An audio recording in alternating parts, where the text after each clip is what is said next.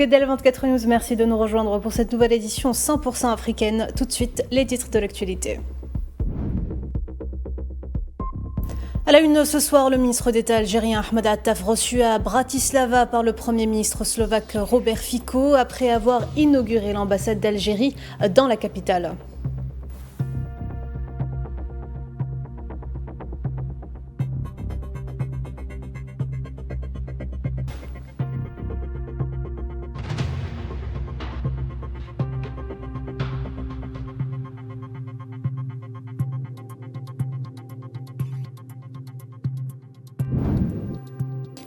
Le chef de la diplomatie algérienne souligne l'importance de l'échange de représentations diplomatiques avec son homologue. On y reviendra dans cette édition.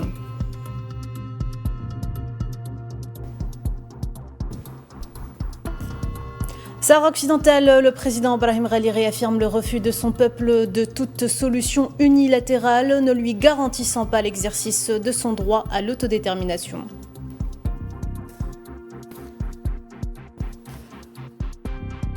Propagation des violences au Soudan, les Nations Unies alertent une nouvelle fois sur l'aggravation de la crise des réfugiés.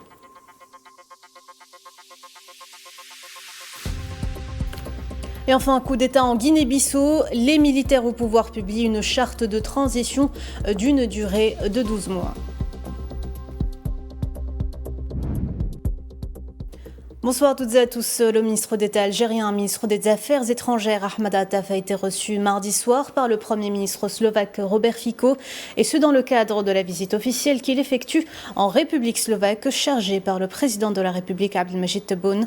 À cette occasion, les deux parties ont passé en revue les liens d'amitié et de coopération bilatérale, tout en saluant la forte volonté politique qui anime les dirigeants des deux pays pour intensifier les consultations à différents niveaux en vue de renforcer la cadence prometteuse qui caractérise cette coopération dans divers domaines à dimension stratégique.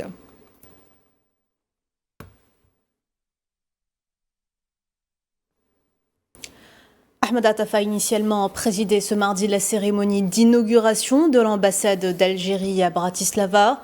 On prit part à la cérémonie Juraj Planar, ministre slovaque des Affaires étrangères et européennes, Marek Estok, secrétaire d'État auprès du ministre slovaque des Affaires étrangères, les ambassadeurs des deux pays, des membres du corps diplomatique ainsi que des représentants de la communauté algérienne établie en Slovaquie.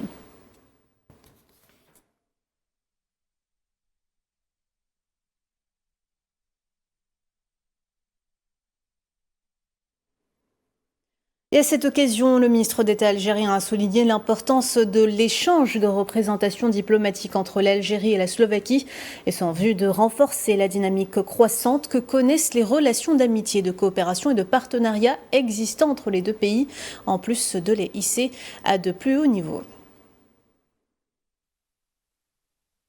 I am deeply pleased and truly honored to begin. Je suis profondément heureux et vraiment honoré de commencer le programme de ma visite en Slovaquie avec ce moment solennel, l'inauguration officielle de l'ambassade d'Algérie dans cette charmante et historique ville de Bratislava.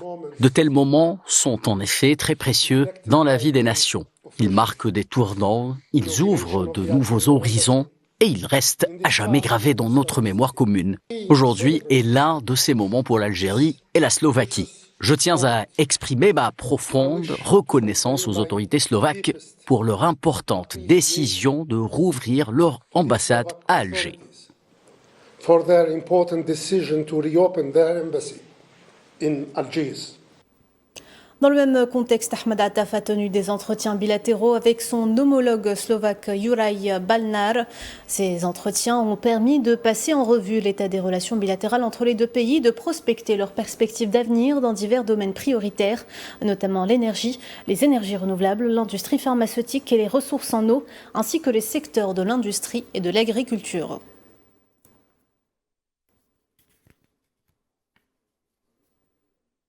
À cette occasion, les ministres des Affaires étrangères algériens et slovaques ont évoqué plusieurs questions régionales et internationales d'intérêt commun, notamment la question palestinienne et la question sahraoui. We have also come to realize that although we hail from different cultures, Nous avons également réalisé que, bien que nous venions de cultures différentes, nous sommes profondément unis par les mêmes valeurs fondamentales.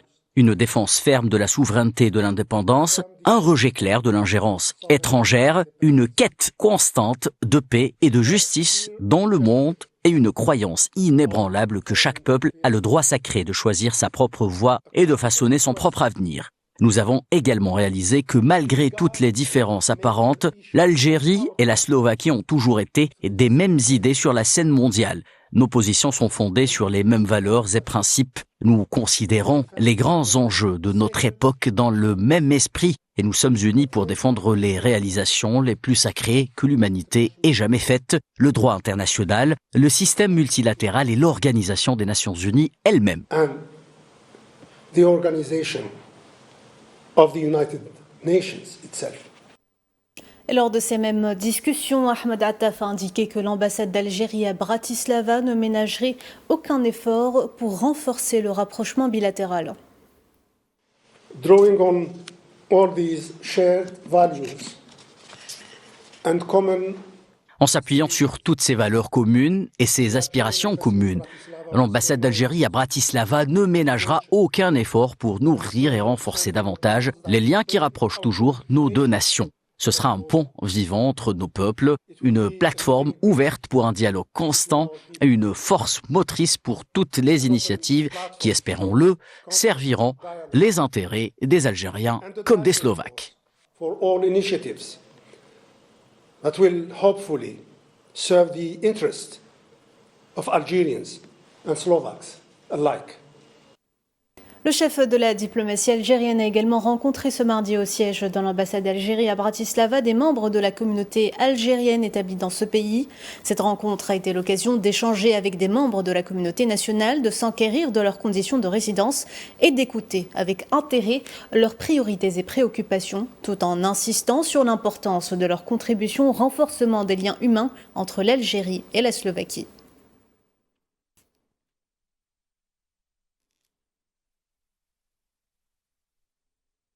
Retour à présent sur les retombées propices de la 4e conférence africaine des startups où jeunes entrepreneurs, investisseurs et décideurs venus de tout le continent se sont réunis à Alger. Un événement qui a mis en lumière le rôle central de l'Algérie dans le soutien aux start-upers africains et dans la construction d'un écosystème numérique continental solide et durable. Maria Chouyer. À Alger, la 4e conférence africaine des startups s'est achevée après 3 jours d'échanges intenses autour de l'innovation et de l'économie numérique.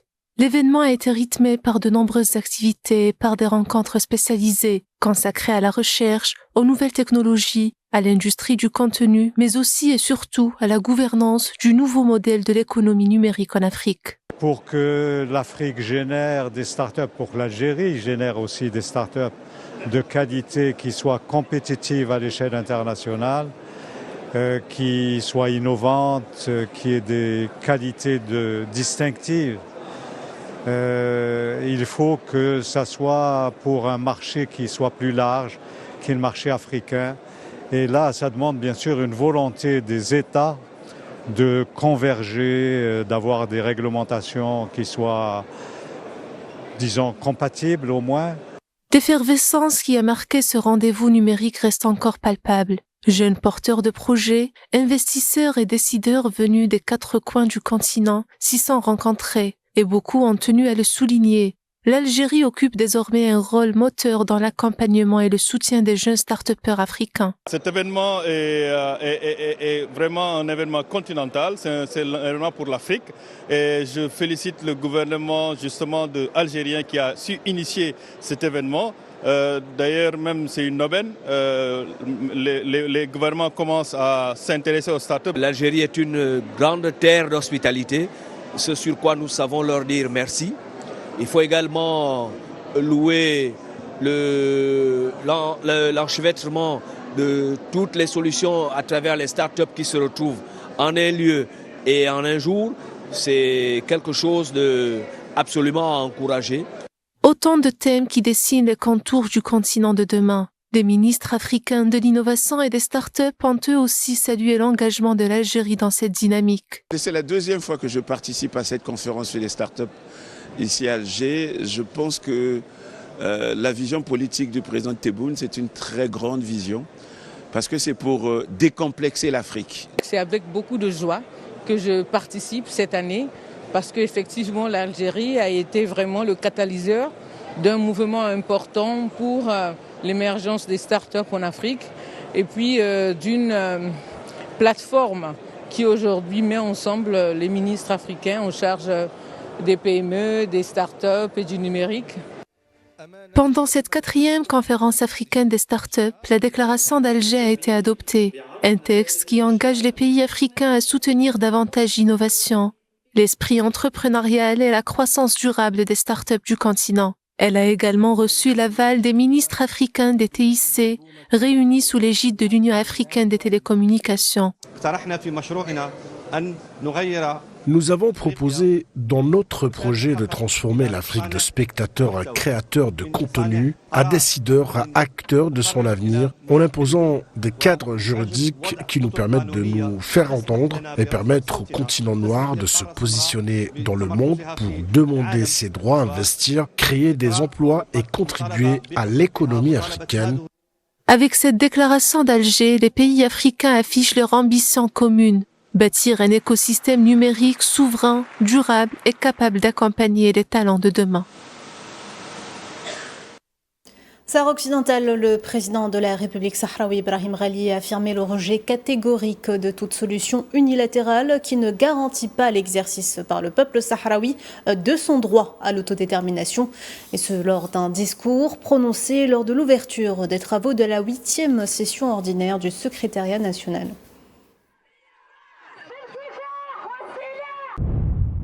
La question sahraoui a enregistré une présence continue sur la scène internationale et la position de l'État sahraoui a été renforcée au sein de l'Union africaine et de ses institutions et partenariats. La période d'évaluation a également vu l'adoption de la résolution 2797 du Conseil de sécurité des Nations Unies qui a réaffirmé que toute solution au conflit du Sahara occidental ne peut être réalisée qu'en garantissant le droit à l'autodétermination du peuple sahraoui à l'instar de tous les peuples et pays du monde en conformité avec la charte et les résolutions des Nations Unies. Brahim Ghali a par ailleurs salué les positions équilibrées et conformes au droit international qui ont conduit à privilégier le droit à l'autodétermination comme principe et objectif dans toute solution au conflit du Sahara occidental. Face à ce que nous avons observé lors de la discussion de la dernière résolution du Conseil de sécurité des Nations Unies qui a tenté de faire passer une proposition d'une force d'occupation illégitime comme seule solution à un conflit classé par les Nations Unies comme un cas de décolonisation, nous notons les positions équilibrées et conformes au droit international qui ont conduit à privilégier le droit à l'autodétermination comme principe et objectif dans toute solution au conflit du Sahara occidental. Le président sahraoui a également tenu à saluer chaleureusement la position immuable de l'Algérie vis-à-vis de la question sahraoui, son soutien indéfectible et sa défense des causes justes. À cette occasion, saluons chaleureusement et avec toute notre gratitude la sœur Algérie, gouvernement et peuple sous la direction du président Abdelmadjid Tebboune qui est resté comme toujours en harmonie avec elle-même, avec son histoire, avec ses principes et avec les exigences du droit international ainsi que sa position en tant que pays observateur à l'instar de la sœur Mauritanie dont nous saluons le niveau des relations de fraternité, d'amitié, de voisinage et de destin commun qui la lie avec la République sahraoui.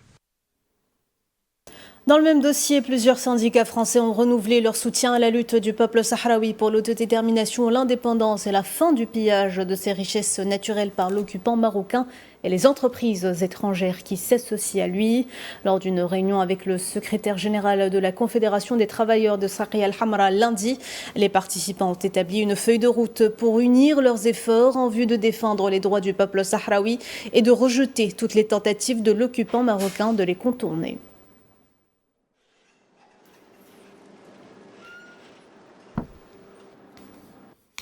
La ministre espagnole du Travail, Yolanda Díaz, a réaffirmé à son tour son soutien au droit à l'autodétermination du peuple sahraoui, estimant que la position actuelle du gouvernement espagnol dévie du droit international.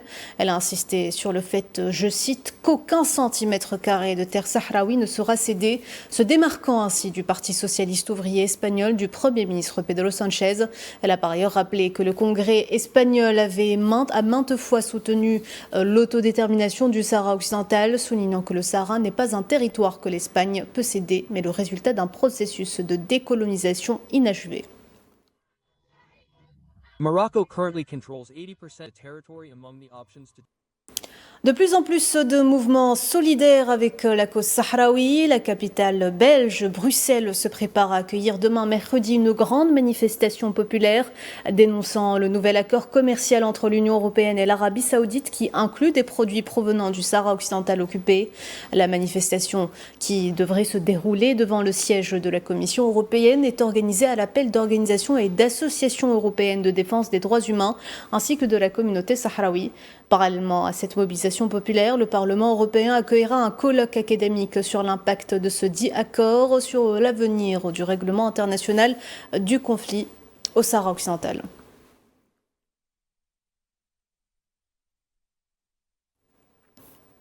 On en parlait tout à l'heure en titre au Soudan, les violences s'exacerbent, une situation qui ne fait qu'aggraver la crise des réfugiés qui sévit dans le pays depuis plus de 2 ans. Résultat, des millions de déplacés et une crise humanitaire sans précédent. Souhila Kilal.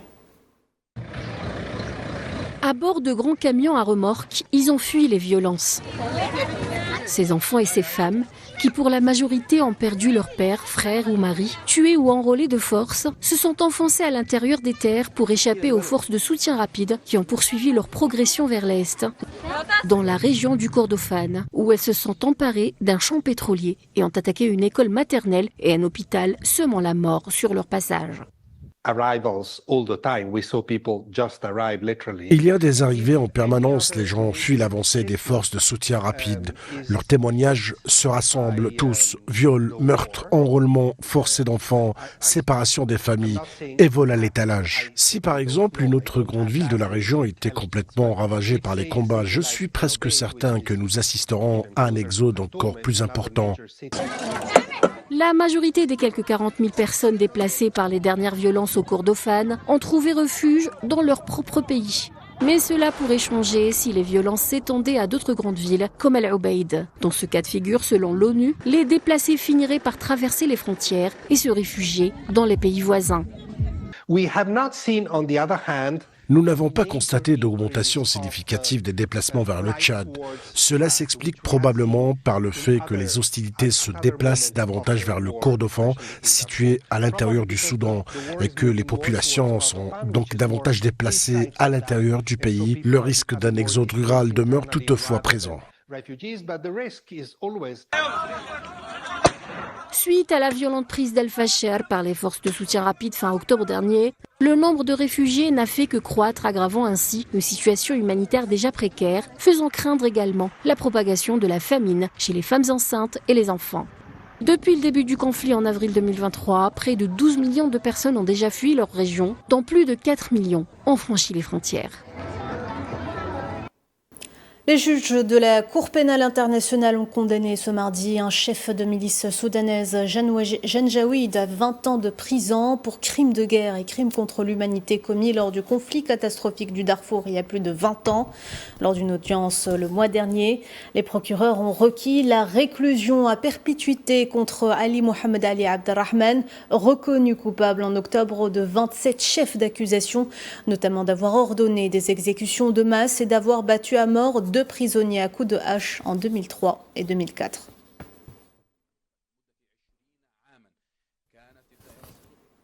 Près de 2 semaines après le coup d'État, les militaires au pouvoir en Guinée-Bissau ont publié une charte de transition d'une durée de 12 mois. Ce texte définit 4 organes clés pour conduire la transition. Un président de la République de transition désigné par le haut commandement militaire, ce dernier en tant qu'autorité suprême, un conseil national de transition de 65 membres et un gouvernement dirigé par un premier ministre. La transition doit aboutir à des élections dans un délai de 12 mois, donc avec un préavis de 90 jours.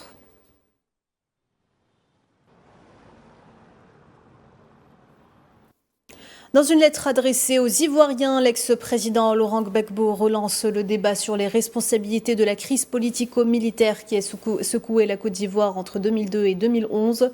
L'ancien chef de l'État a appelé à la clarification des origines de la rébellion, des violences commises durant la décennie de conflit, ainsi que du rôle des acteurs nationaux et internationaux impliqués.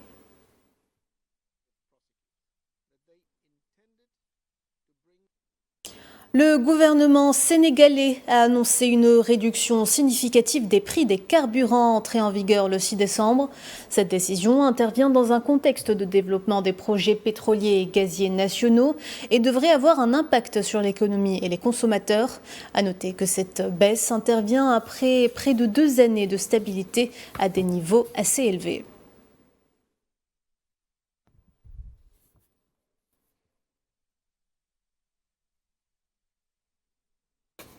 Crise sécuritaire en Haïti, le Kenya a déployé lundi une centaine de policiers supplémentaires dans le cadre de la mission multinationale de sécurité visant à lutter contre les gangs qui contrôlent 90% de Port-au-Prince.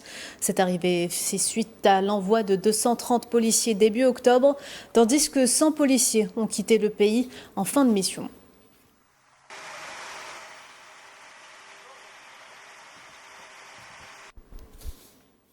Et alors que les violences ont repris en RDC, le président congolais Félix Tshisekedi a accusé le Rwanda de violer les engagements de l'accord de paix signé à Washington le 4 décembre, quelques jours seulement après sa ratification par les présidents des deux pays.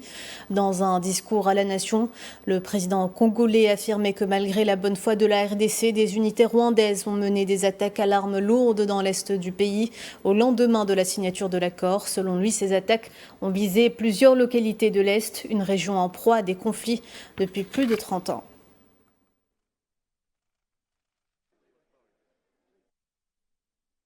La République démocratique du Congo, qui fait également face à une épidémie de choléra sans précédent, avec plus de 64 000 cas enregistrés depuis le début de l'année 2025, dont plus d'un quart concernant des enfants. Justement, selon l'UNICEF, près de 2000 décès ont été déplorés, faisant de cette épidémie le pire pic depuis 25 ans, alors que les conditions de vie difficiles, la faiblesse des infrastructures d'eau et d'assainissement et les déplacements des populations dues au conflit exacerbent la situation. Voilà, madame, monsieur, on arrive à la fin de cette édition. Merci de l'avoir suivi. Vous pouvez revoir ce programme sur nos réseaux sociaux ou bien en scannant le QR code qui s'affiche en bas de votre écran. L'actu continue sur Al24 News. Au revoir.